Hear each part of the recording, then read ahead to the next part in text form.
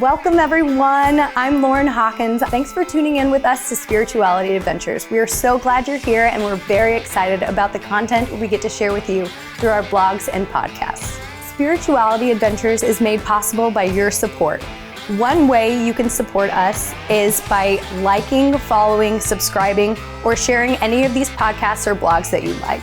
Another way you can support us is by going to our website, www.spiritualityadventures.com. There you can click the support tab and you can sign up for a monthly subscription or a one-time gift. We appreciate all your support. Now here's Fred. Welcome everybody to Spirituality Adventures. This is a non-judgmental place to explore spirituality. And we're talking about creativity and spirituality right now. And today we are blessed to have one of my friends, Darren Dowler, here with us today. Many of you may not know Darren, but that's what we're going to talk about today. We're going to get to know Darren and hear some of his story. And I think you'll really enjoy his career. It was fascinating to me, Darren, when we first met to begin to hear part of your story. And I think, and my memory can be a little faulty sometimes, but I think I met your wife first at Vineyard Church, and she started coming, I think, on a Saturday or Sunday night service. And then she kept telling me about this husband of hers that was out traveling around, singing all over the place. And it was a long time, I think, before I actually met you.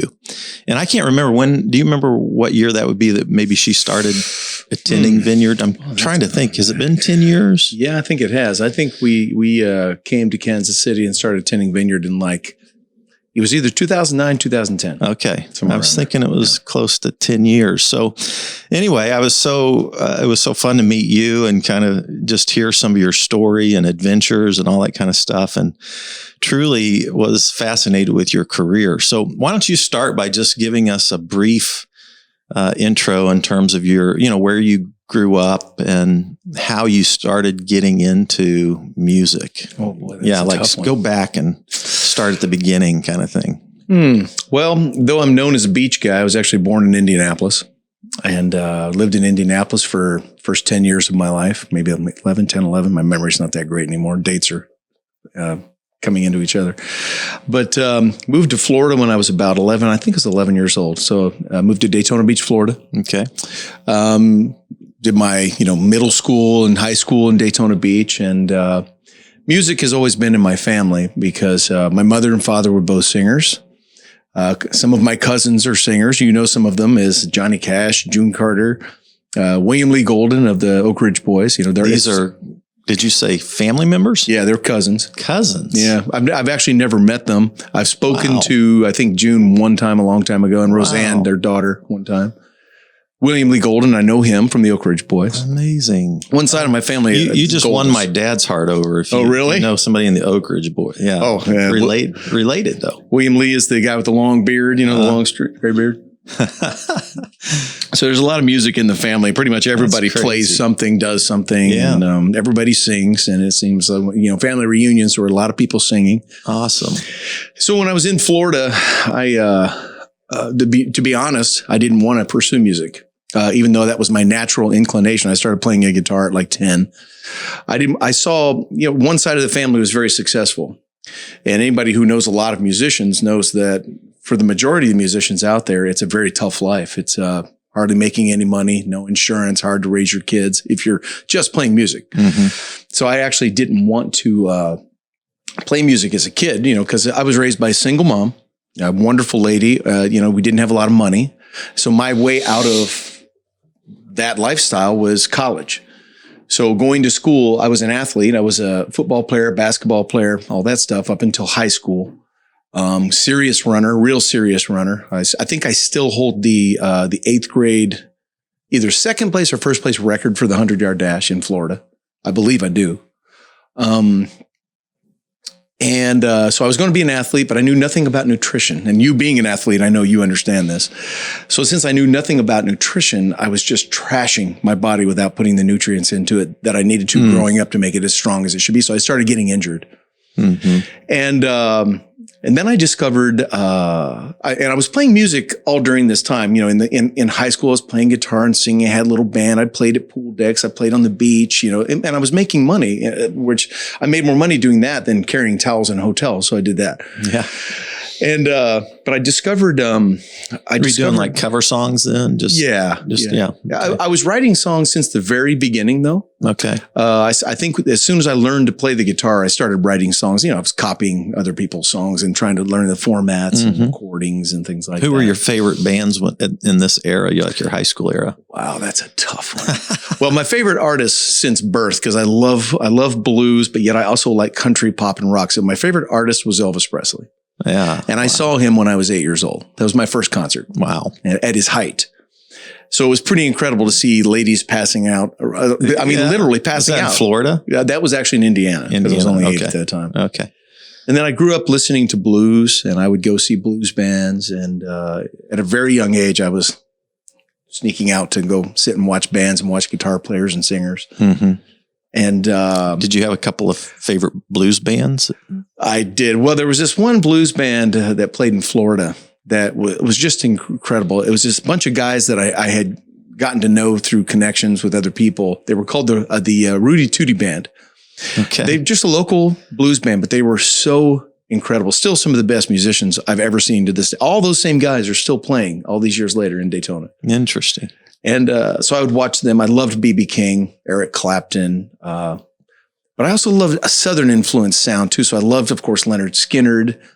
You know, being that I've been in the music business for so long, it's so funny because I've actually performed with a lot of the people I grew up loving and listening to. And then I've got friends now who are in band. I've got friends in Leonard Skinner. I got friends in 38 Special. Wow. And so I have all these interesting musical connections to all of the bands I listen to. Kiss, my friend of mine's a drummer of Kiss. And and that was another great band I loved back then. And but yeah, so I loved the blues and Gary Moore growing up when I'd listen to him play. Roy Buchanan, blues guitar player, I'd sit back for hours and listen to them and just be in awe of their talent. Awesome. Good. Yeah. So then you were playing, doing cover bands, you were wishing you were an athlete, but you kind of started getting injured. So then what happened after that? Well, it's kind of a weird story. Where'd you go to college, by the way? Well, I started at DBCC right out of high school. Actually, I did my senior year in the college program at DBCC because I was already out on my own at like 15, 16 years old. So I couldn't work my 2 jobs and go to regular high school. So I had 2 jobs and played guitar at night. So I started going to DBCC in the adult high school at night, and I started my college program early, and I went into pre-law. And within 3 or 4 months, I can't remember what it was, something happened where somebody said, "Do you want to come play music?" And at this point, I wasn't in the same sports I was in before. I had started into martial arts during my middle school years, and I became so fond of that I gave up the running, football, baseball, basketball, and I started doing that. Okay. And then my goal at that point was I wanted to be a professional fighter, and I trained for a couple of years. And I went to with the same school, same teacher as Don the Dragon Wilson, who was the 6-time world champion. You know, I know Don, he's a very nice guy. Wow. Thank goodness. You wouldn't want him not to be nice. And, it was with an injury, a leg injury, where I was finally laid up I couldn't walk very well. I'd torn my hamstring, and my mother came into me and said, I think I was in 10th grade or something. And she said, "You're going to enter your high school talent contest." I said, "No, I'm not," because I had no desire to do anything like that. She goes, "You are, because you're laying around doing nothing. You can't do your sports. You play this guitar every day. I want you to enter that contest. It'll give you something to do." And I was really skeptical. I was like, "Mom, you can't even win it unless you're a senior. I'm a sophomore." She goes, "You're going to do it." And she was really serious about it. So I learned about my mother. She never made me do much, but when she had her mind set, I went along with it. So I entered the high school talent contest. No, I was this somewhat known, somewhat unknown guy in high school. And all of a sudden I did this high school talent contest and I won the contest. And I think to date, I'm still the only sophomore that's ever won the Mr. Seabreeze contest. Okay. Well, overnight, I became like this popular guy in school that I wasn't before because I played music. And I just thought that was amazing. I was like, wow, how did that happen overnight? I had people walking up saying hi to me the next day I hadn't spoken to the whole time I've been at school. And I was like, well, maybe I'm kind of good at this. I don't know. And I found that I had a love for it. It was the only thing even sports was my way out of being poor, kind of. I always wanted to be a Gator, wanted to be a Florida Gator and play football for the Gators. And, then things took a different course. Yeah. And so I was reeling from winning this talent contest. And then all of a sudden other opportunities because of that contest opened up for me. And I was like, well, this is really strange how all this is happening and doors are just flying open. And I had the theater director of the school come to me and say, and I had no desire to be in a play. I was a jock.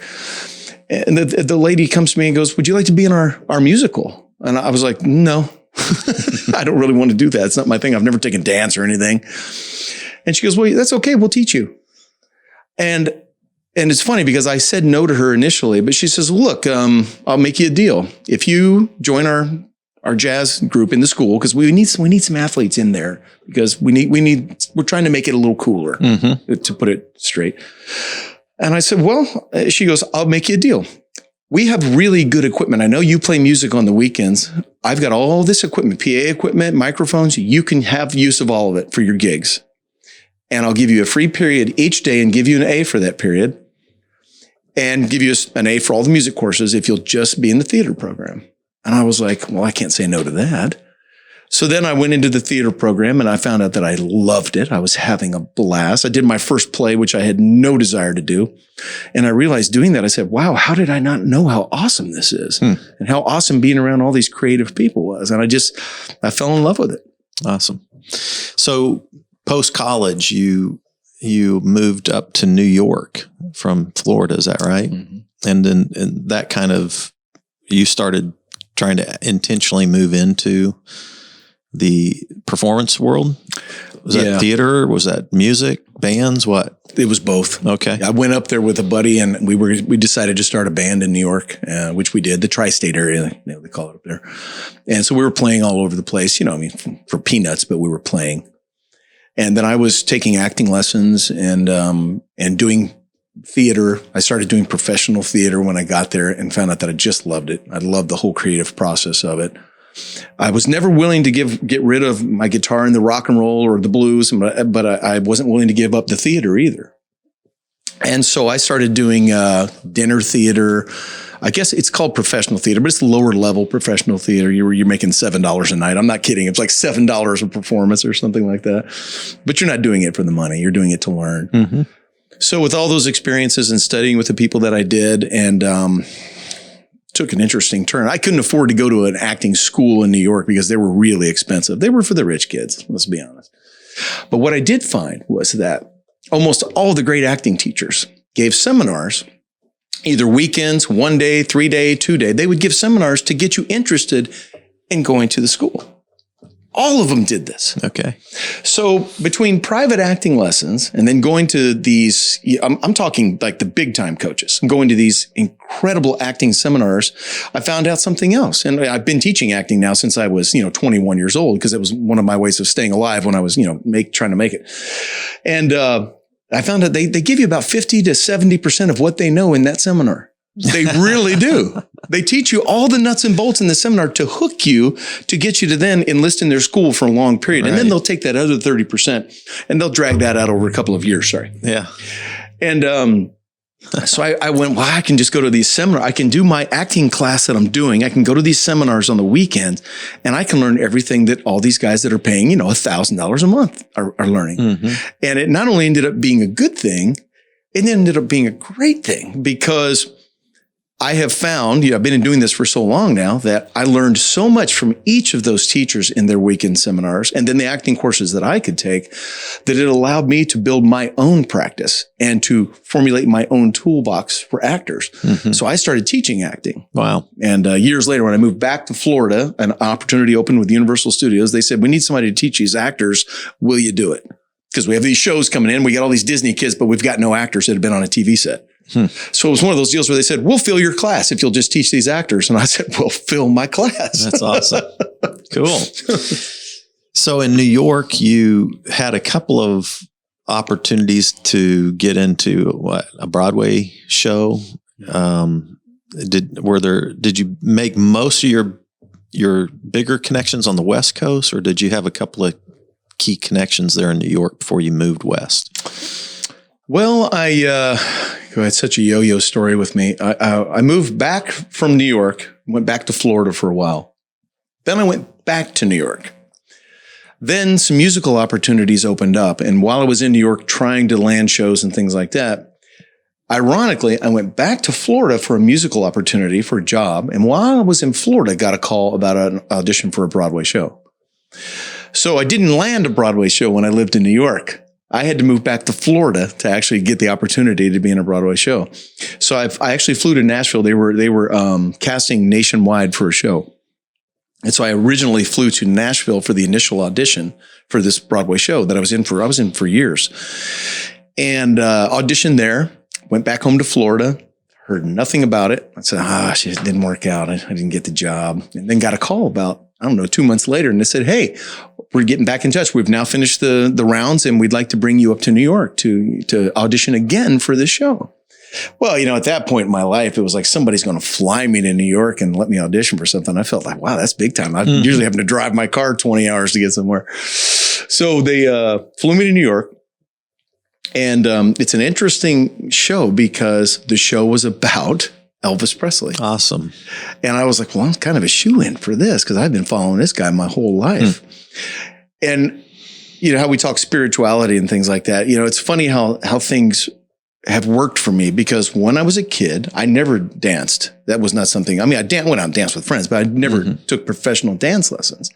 So I thought that when I got to New York, I would be left out in the cold. They'd get me into the dance room. But you know what it ended up happening was, and this is why I always tell my daughter, I said, never worry about the little pieces of your journey because those little pieces are a sum of your whole journey at the end. And little things will help you along the way that you never expected. So it ends up because of the martial arts years that when I got up there and they started throwing these dance moves at me, it was cake. I was a natural. I already could do the splits. I already had rhythm because I've been in music my whole life.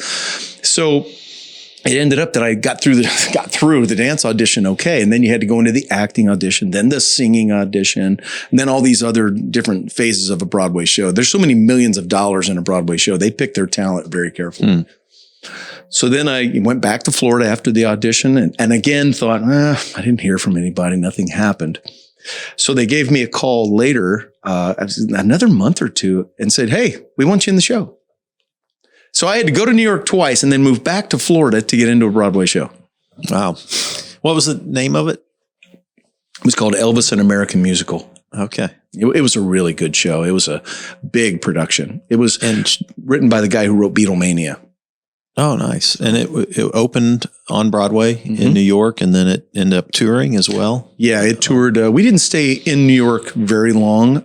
We found that the Elvis crowd and the Broadway crowd was a very strange mixture.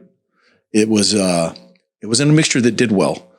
It was two different demographics of people coming in for a show.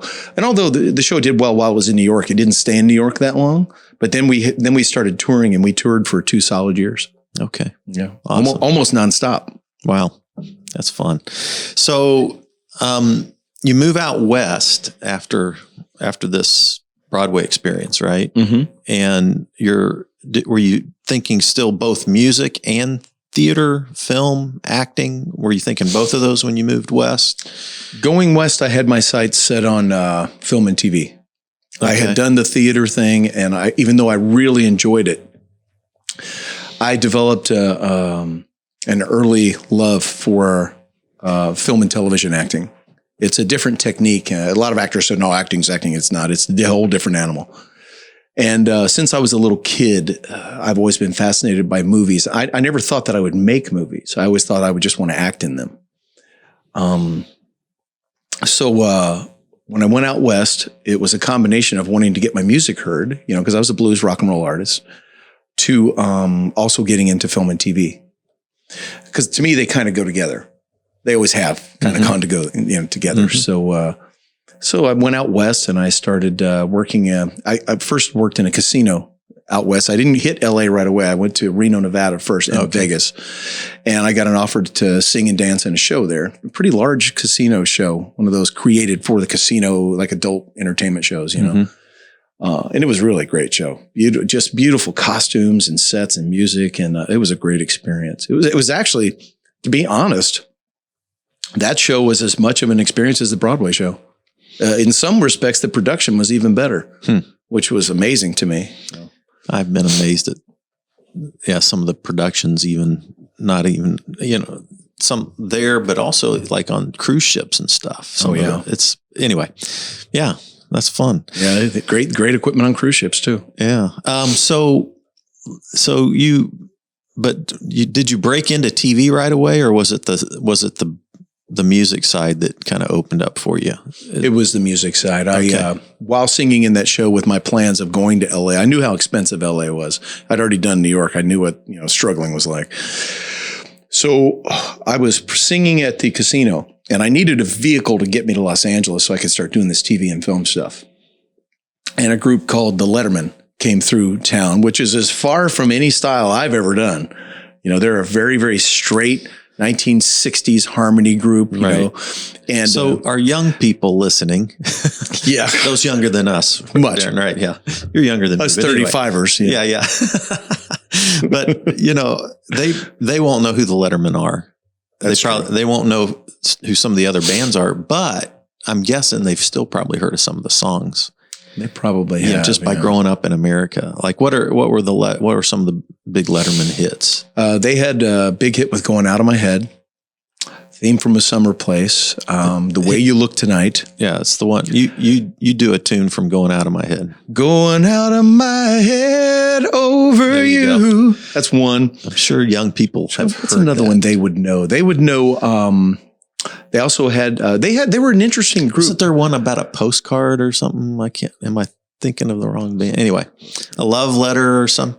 Well, there was. I can't remember. It's funny. I can't remember the name of that song. I forgot it. But yes, there was. Right. But they had hits of, the Letterman never had an original hit, but they had close to 15, 18 hits, I think, but they were all remakes, harmony remakes of popular songs. All right. Like, one of them was, their real big one was "Someday When I'm Awfully Low." That was one of their big hits. That's a good one, yeah. And "Theme from a Summer Place," they put lyrics to a big movie instrumental song and had a big hit with it. Nice. Yeah.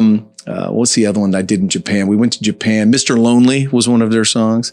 So yes, you younger people out there, you won't realize these guys, they're much, much older than me. And I was in the group for a long time, but it was a great experience and they're absolute entertainment icons. Didn't they just recently get a Hollywood star? Like, was it last year or the year before? Last summer. Yeah. Last summer. Yeah. That was an amazing experience. Were you there? Yeah. Awesome. I have one. Oh, nice. Yeah. I have one on the wall at my studio. Yeah. Sweet. Yeah, when I got the call for that, being in Hollywood for so many years, yeah, everybody wants to see their name on the Hollywood Walk of Fame. I don't care who you are. If you say no, you're lying. And so when they called me and said, well, we have some good news for you today. I said, what is that? And they said, the Lettermen are getting a star on the Walk of Fame. I said, where? And they said, right across the street from Capitol Records. It's an unbelievable spot where their star is. I could not believe it when I saw it. And I didn't say a word. At first I was like, oh, it's nice of them to let me know this, because I wasn't in the group anymore. But they said, because you were in the group so long and on so many albums with the Letterman, you're going to be part of the ceremony. Oh, fun. So I was like, this is incredible. That's awesome. So yeah, I was overjoyed's not the phrase I'm looking for, but when they told me that, I put down the phone and told my wife, I said, you're not going to believe this. You married a star. Right. She's like, well, it's about time. So the Letterman and then I think after the Letterman, or was it simultaneously that you got connected? Well, I left the Letterman in 2005. I did 10 years with them. Okay. And then I went back to LA at that point I said, I've got to do this acting thing. I have not done this yet. I want to be in a series. I want to be in some films. So I literally just gave it up, went back to LA and I started acting full time. I had an agent. I had all the pieces in place and I started working. I used little parts to start, little thing here, one liner here, walk on here, just like everybody does. except for very few lucky ones. And it's well, I don't know if you remember this, but what year would that be? 95, 05, probably 07, somewhere around there, I think. I had just been on a show called The Unit, a police show, and I had just been offered a recurring role on the show. I did one episode. Dennis Hayward, the big tall guy with the deep voice, Allstate. Okay. I said goodbye to him after I thought it was a day player role. And I said, look, I've had a great time today. Nicest cast and crew I've ever met. I said, I would love to work with you guys every day, but thank you for having me. He goes, well, I think you might be. I said, what does that mean? He said, the producers are talking about you right now.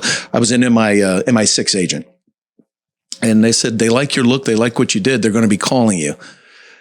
And again, I was just like, I was elated, but I said, I'm not going to count on this because Hollywood's full of promises. It really is. And a few weeks later, I got that call.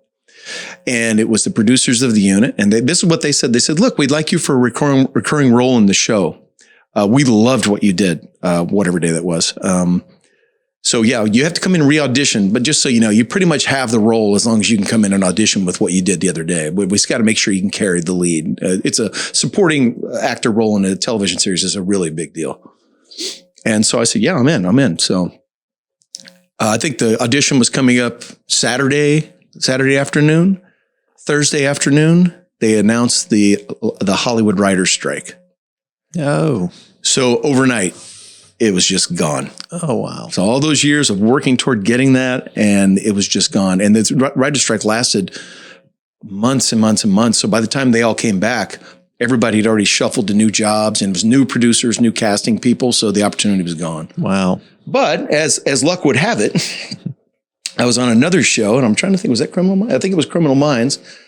And I remember saying to Diane, ooh, I probably shouldn't have given up the Letterman gig now, because if I was still doing music, we'd be sick. Because we were, at that point, I was nervous. I was like, I don't know what I'm going to do now. Because gigs like the Letterman, getting one of those replacement singer jobs in a big hit band, it almost never happens. So many people want those jobs that if it's not luck or God's sometimes saying, you know what, I'm giving you a break here, you're not going to get it.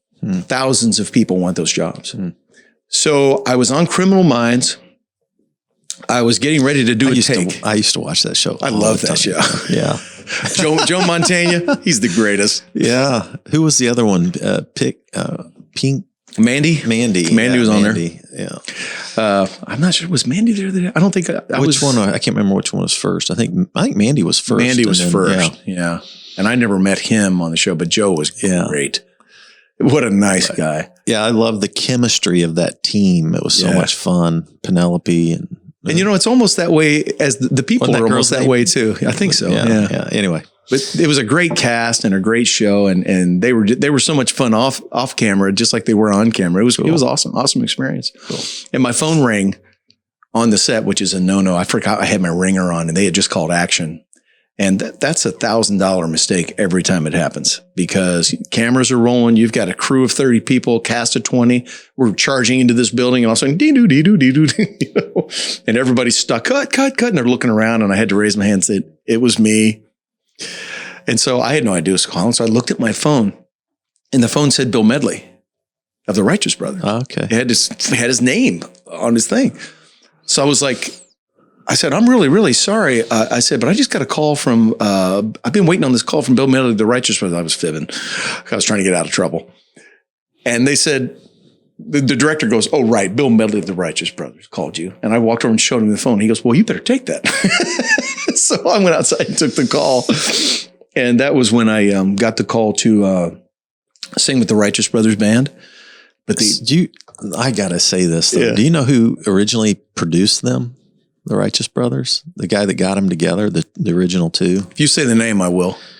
Well, it was the guy who was the biggest influence in my early pastoral career, John Wimber, who was the head of the head of the Vineyard movement for decades. So Wimber grew up in Missouri and then moved out to Vegas and was kind of a lounge act, but he was a producer. But he got the original two guys together. Really? And That's then when he came to faith in Jesus, he he literally gave up the band and let them go and became a pastor. So he was he would not only put it together, but he was part of the group for a while? No. Then he just put it together. He's a producer, but he brought them together.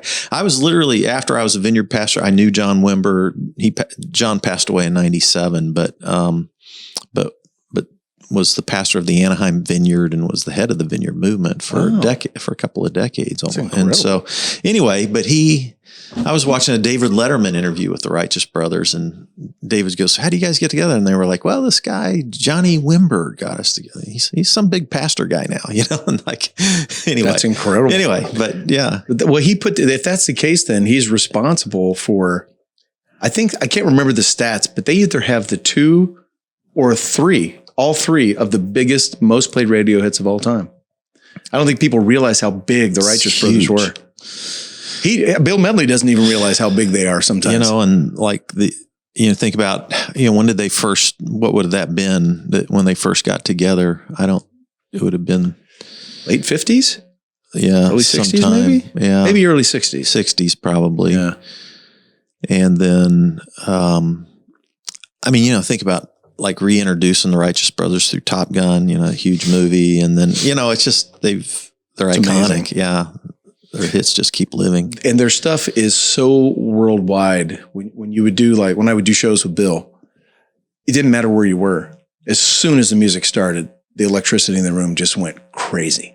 People singing every word. Oh, every single word. Yeah. At some points he would even just say, "Yeah, don't sing." And we'd all shut up and just let the crowd sing the song. That's awesome. Yeah. And he's a really neat guy. Bobby was a great guy too. I was fortunate enough to know both of them before Bobby passed away. And that's why I had a job, because Bobby passed away. Yeah. But yeah, that was great. But that might've been the coolest phone call of all, because the way Bill put it to me on the phone call, because I'd known Bill for years. He used to come see my show in Reno. And that big, deep voice of his, he'd go, "Hey, Darren, okay, it's Medley. I need you to come sing with me, all right? Or what are you doing?" So I'm on this TV show right now. He goes, "Well, pack that up. I need you to come sing with me." I was like, okay, Bill. Yeah, sure. He goes, "But here's the thing." And now he said this like this was a bad thing. I'm gonna really work you, because you're gonna come out the first half of the show. You're gonna be the lead singer of Paul Revere and the Raiders. Then I'm gonna change your clothes, and then you're gonna come out and sing with me. So you got to do both shows.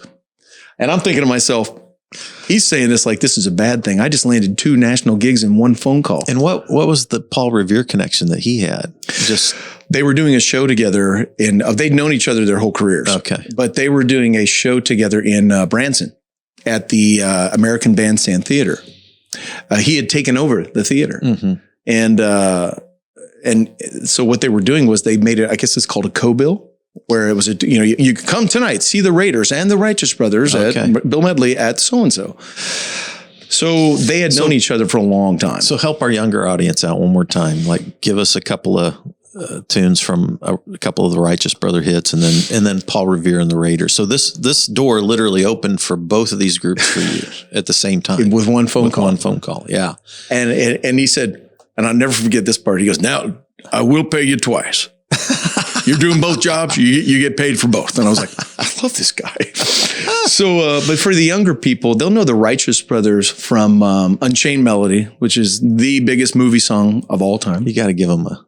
"Oh, my love, my darling, I've hungered for your touch." Awesome. They got to know that one, I'm sure. Of course. And then, of course, Loving Feeling. "You never close your eyes anymore when I kiss your lips. You lost that love and feeling." That's the one that's in every movie known to man. Right. And is that the one they did in Top Gun? Yeah, that's the one, right? Yeah, they're singing in the bar, remember? Yeah. Tom Cruise singing the Righteous Brothers. And then for the Raiders, now, here's what's funny about this combination, though. The younger people probably will only know Indian Reservation of the Raiders because Tim McGraw did it. Cherokee people, Cherokee tribe. The younger people might know that song. And there was Kicks, there was Good Thing. I didn't know Tim McGraw did that. He sure did. As a matter of fact, it was one of the funniest moments I ever had was standing in the autograph line after the show. Because the Raiders, up until Paul died, we were still really busy. That's why I never saw you. I was on the road all the time. Yeah. And, but I'll never forget this young kid walks up and looked at Paul Revere. This is Paul Revere's big 1971 #1 hit. he looked at Paul Revere, and he was this young kid, really cute young kid. He looked at Paul Revere and he goes, "Hey, I didn't know your music, but you did a good job on that Tim McGraw song." I thought Paul was going to die laughing. At first I wondered, how's he going to react to that? But then Paul has this laugh. Paul was a character. Funny. Oh man. But yeah, so I landed both gigs with one phone call. I was a blessed day. 08? I think it was 08. Yeah. Okay. Man. And that's what brought us back to Missouri. Yeah. That's when we came to, and then 09 is when we moved back so that Diane could go to school, and I was going to do the show in Branson for a year or two. Mm-hmm. And so it just worked out perfectly. Yeah. That's amazing. That's where our lives intersected. So you toured with them for a good, until Paul got sick, right? I actually stayed for 3 or 4 years past his passing. Okay. And we were fairly busy up to as soon as Paul died, though, 50% of our shows died off as well, because he was the last original member of the group. Mm-hmm. But yeah, we kept going, and I only left the band a couple of years ago. I made the decision a couple of years ago. The guys in the band, they're great, but they're a lot older than I am, and they're all kind of, it's okay if we don't work, we'll retire. Mm-hmm. We'll just retire. I unfortunately wasn't part of the original group like they were. And so I didn't have a 30-year, 20-hit career, and I wasn't ready to stop working. So I made the decision one day. I was just like, they're not working enough for me. And we started having clashes, schedule clashes. Mm-hmm. It just so happened that some of the shows I'd be offered as a solo act would interfere with the Raider shows. And I tried to work it out so I could do both of them. It doesn't usually work. It's just too much. Okay. So it was just a mutual decision where, guys, I want to work. I know you don't. Let's just go our own way. Okay. And it was really a good move for everybody involved, because we really were having serious schedule clashes. And you know how that is. Yeah. Well, tell us a little bit. So, I mean, that kind of catches us up pretty close to where you're at now, and as far as the music side goes. But I'd kind of like people to hear just a little bit about some of the movies that you've either acted in or produced, but give us kind of a quick rundown of that, if you can, just like a real quick, Well, I started in LA when we talked about me going to LA to do the acting thing. And when I did the Criminal Minds in the unit, I was basically a day player at that time. I was just trying to get any job I could as a supporting actor. And I did about 20 television series. I can't even name them all anymore. I actually have to look them up on IMDb myself to remember, because I was so busy at the time. But I always had the desire to produce my own stuff, always. Since the day I started producing music, I thought maybe producing film would be cool too. So I went to school for film. And so a few years into it, I started doing really small things. I started doing pilots, and I started doing small productions, independent films and things like that. And along the way, I was still acting. So, I mean, I did some movies like, it's funny, I've been on $100 film sets, and I've been on $100 million film sets. Mm-hmm. So I've done small independent films where there's been 3 crew guys and 2 actors. And then I was in a Will Smith movie one time that I think it was a $150 million film called Hancock, a superhero movie. Right. I like that movie. That was a good movie. That was a fun movie. And he's a super guy. And I worked with Shia LaBeouf and Billy Bob Thornton in a movie one time called Eagle Eye. And I'm trying to remember that. Shia LaBeouf, it was about a terrorism thing. Okay. Where they were forcing Shia LaBeouf to do some things, or they were going to kill his family and this, that, and the other thing. And Billy Bob Thornton was a cop. Okay. I think it was the FBI or something. I can't remember. I like both of those actors. Yeah. It was a good set. They're acting. Yeah.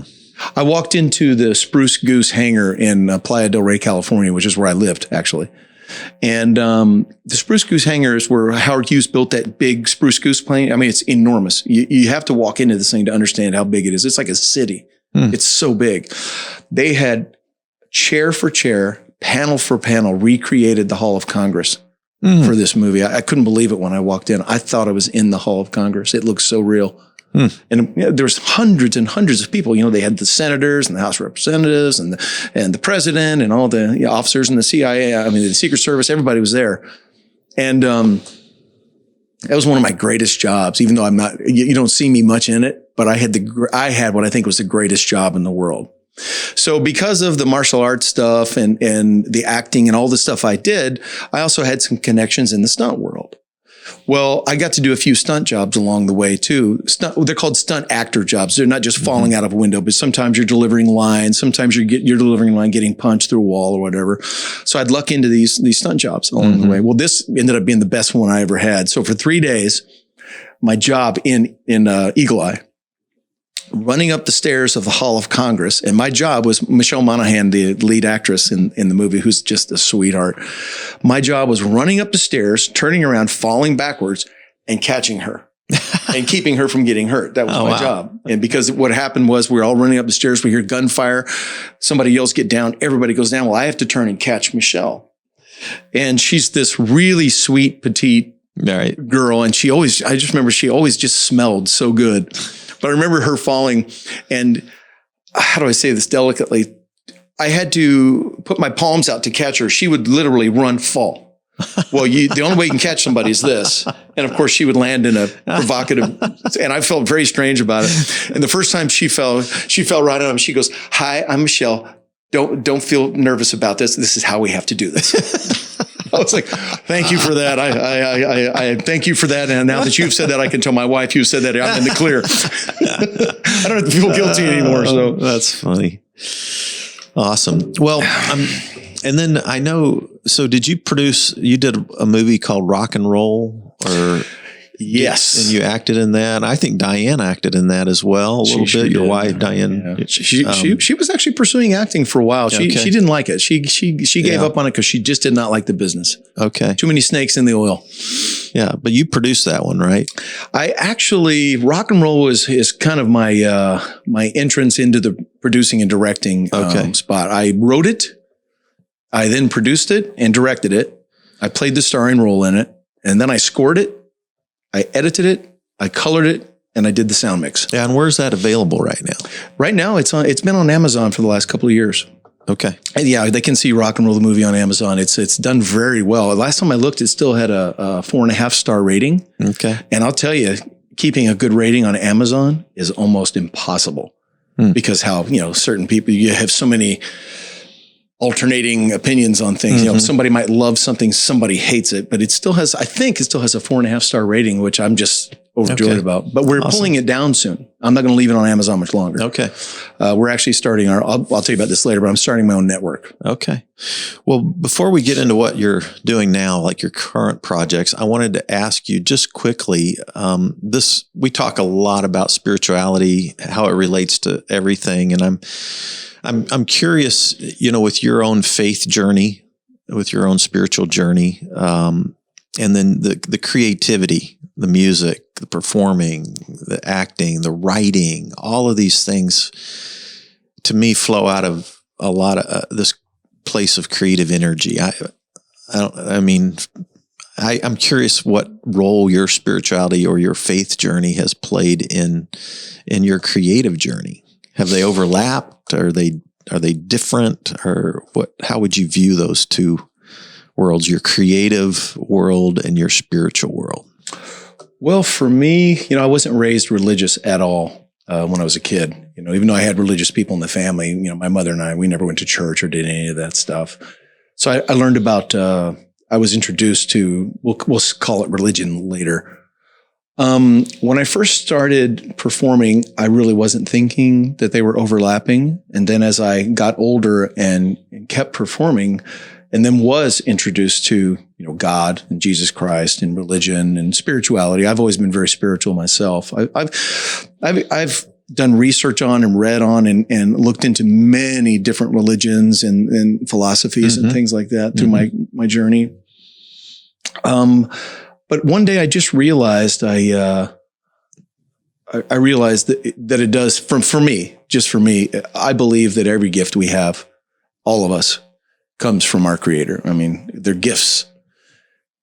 Whether you're a golfer or a musician, it doesn't matter. And it took me a long time to embrace it. It really did.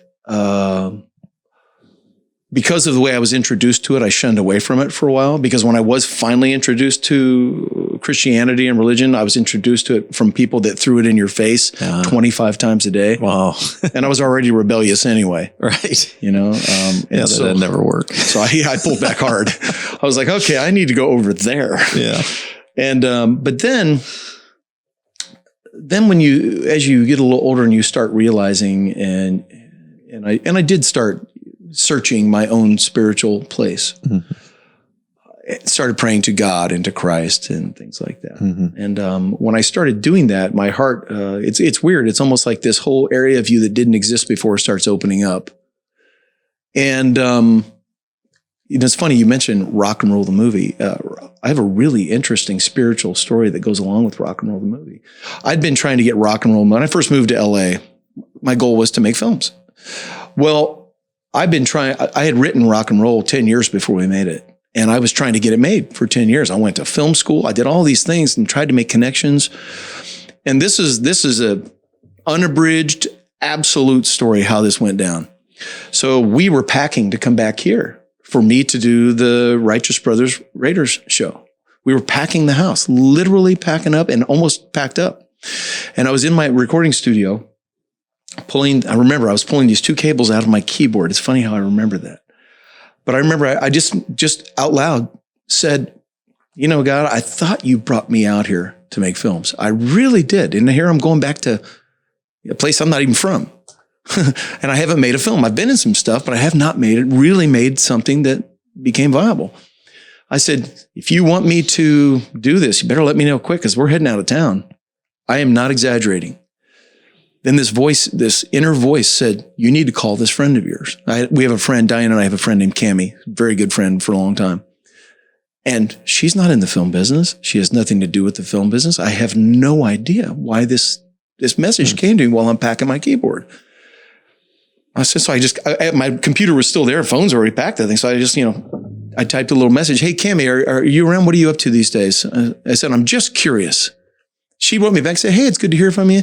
I said, I'm just curious. Do you happen to know anybody that's involved with producing films or independent films? She wrote me back and said, I do. I'm working for a guy right now who's not only producing films, but he's looking for films. And I had been turned down so many times, and 2 or 3 times Rock and Roll was this close to being made and the rug was pulled out from under me. I'd given up. I said, well, I've got this movie. She said, send me a script.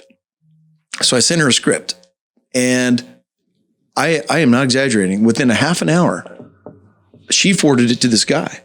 Within a half an hour, I got an email from, was it her or him? I forget, saying, look, I just looked at the beginning of your script. I'd like a meeting. I want to talk to you about this movie. And I remember, I think that was, what day of the week was that? It was like 3 days later that we set this meeting up.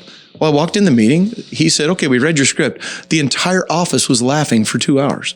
He goes, what do you need to make this movie? Wow. And so I gave him a dollar amount, and he looked at his attorney and they discussed a couple legal things. I'm trying to give you the short version of it. Mm-hmm. He goes, write him a check. Wow. And I was like, oh my gosh, I think my movie's getting made. That's awesome. So I said a prayer. It's a pretty spiritual connection there. It was these intuitive thoughts that come sometimes. It was more than intuition though. I literally, the message was so loud in my head to contact this friend of ours that it was like somebody in my head going, call Cammie. Yeah. I've had some experiences that felt that like that, you know, and attributed it to God, and I was like, wow. I don't think there's a question. Yeah. I mean, in my heart, there's no question where that message came from. Yeah. Till you see the movie. Yeah. Then you go, I'm not sure God wanted this movie made. This movie. No. That's always been that's funny. That's always been a thing. I've got, because I have such regular music friends and show business friends, and I have such a large, group of Christian friends that I'm like, sometimes when they ask about my films, I go, well, just before you watch Rock and Roll, know that it's comedy. It's an adult based comedy, and it's meant to be off the cuff and funny. Yeah. Jesus always hung out with the wrong crowd. That's why they called him friend of sinners. And that wasn't a compliment. Mm-hmm. Like these were the religious people who were like you hang out with sinners. You can't be a holy guy, Exactly. So you're just like Jesus, Well, I'm in good company then. That's anyway. Funny. Yeah. Well, hey, let's talk just a little bit about, what you're doing now, and then I want you to I want you to do one of your own songs on just for our podcast listeners. Sure, love before to. we close today. But yeah, give us just a quick. What projects are you working on now? What's going on? Well, when we moved back, when we were in California just a year and a half ago, and we decided to get out of there because things were starting to go crazy there. We were shoved out of California. I truly believe in my heart that God reached down and he said, it's time for you guys to leave. And he put us in vehicles with our stuff and we left. And I really do believe that because we got such strong messages. No, you're leaving here now. I don't want you here anymore. And I'd never had that feeling before where I felt like I was actually being led somewhere else. But I really do believe I was led back here.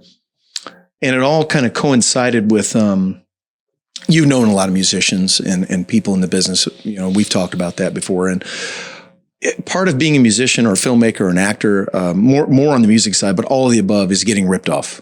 It just is. There's money that I'm owed from 30 years ago that I still haven't collected. Right now, I'm having to deal with a couple of companies to get paid for songs that have been played for the last 7 to 10 years on the internet that I've never been paid for.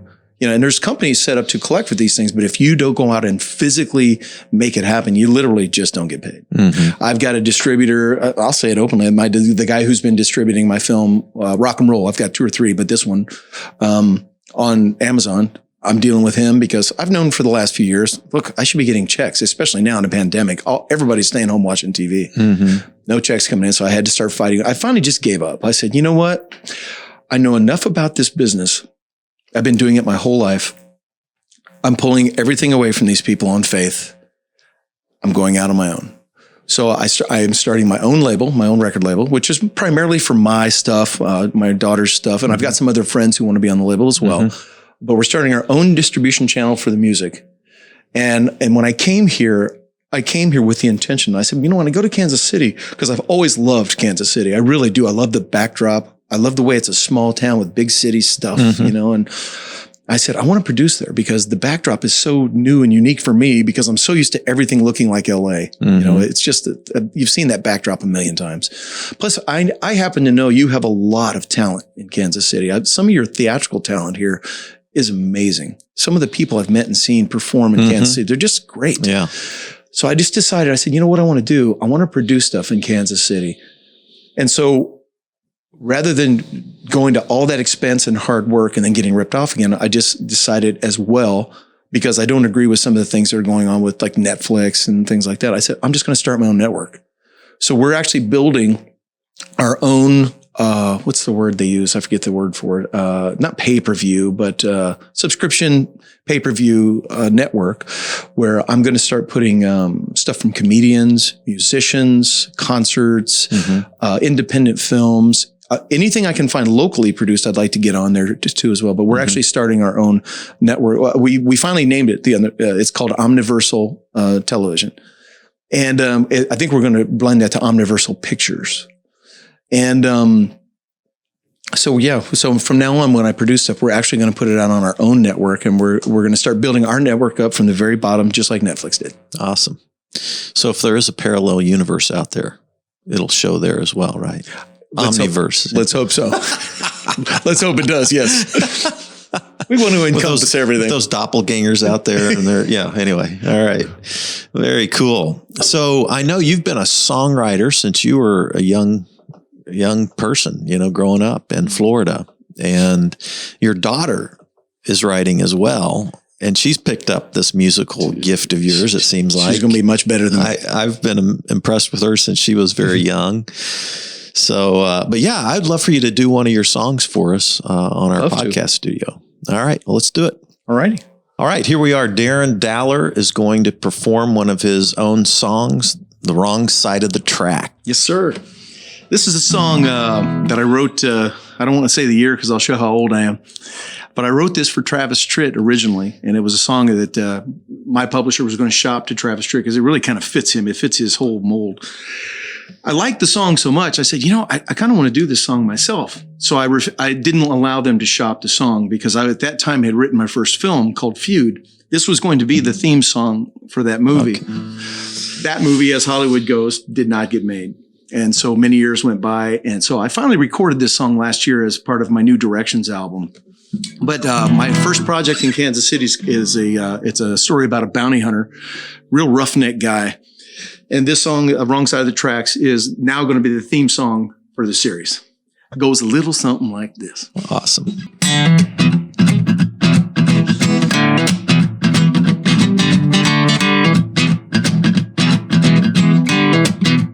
I knew when I opened my eyes on the wrong side of the bed.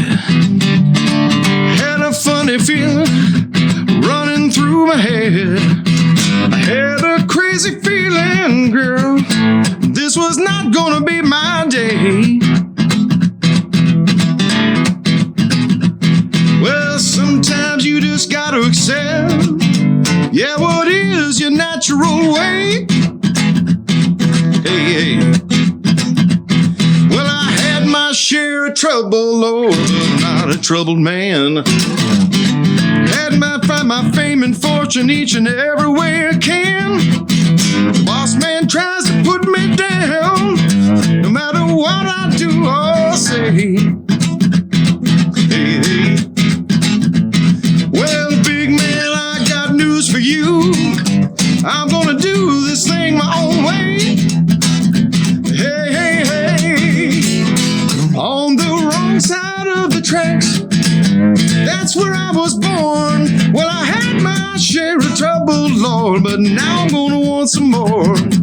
And nothing's gonna stop me until I collect my rightful due.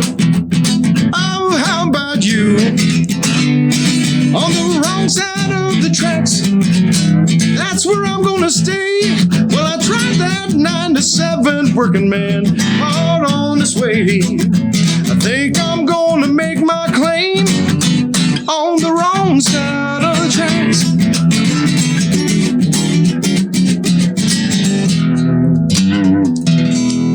Woo!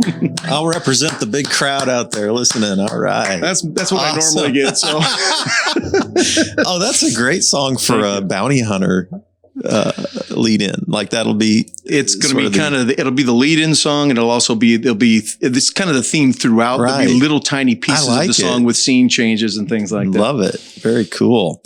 All right, everybody. Thanks for joining in with Spirituality Adventures, and we look forward to seeing you next time. Have a great day.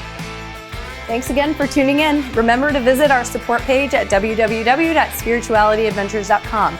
If you like what you heard, be sure to share it and leave a comment. Thanks again. Have a great day. Harvey Media Production.